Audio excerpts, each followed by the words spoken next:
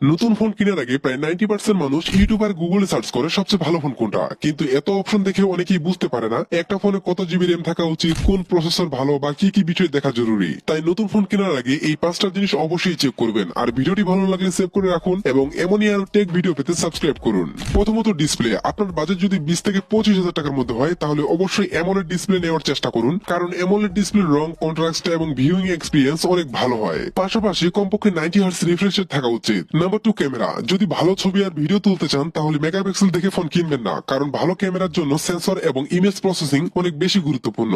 Number 3 processor. Processor দেখার সময় শুধু নাম দেখলেই হবে না, এন্তুতো স্কোরও দেখে নিন। সাধারণত যত বেশি এন্তুতো স্কোর হবে তত ভালো পারফরমেন্স পাবেন। আমার মতে 6 থেকে 7 লাখ তার বেশি এন্তুতো স্কোর থাকা ভালো। নাম্বার 4 র্যাম ও স্টোরেজ। বর্তমান সময়ে ন্যূনতম 8 জিবি র্যাম এবং 256 জিবি স্টোরেজ থাকলে দীর্ঘদিন ভালোভাবে ব্যবহার করতে পারবেন। Number 5 battery. ফোনে অন্তত 6000 mAh ব্যাটারি এবং 45 ওয়াট ফাস্ট চার্জিং থাকলে ভালো ব্যাটারি ব্যাকআপ পাবেন এবং ফোন দ্রুত চার্জ হবে। তাই পরের বার নতুন ফোন কিনতে গেলে এই 5টা বিষয় অবশ্যই চেক করবেন।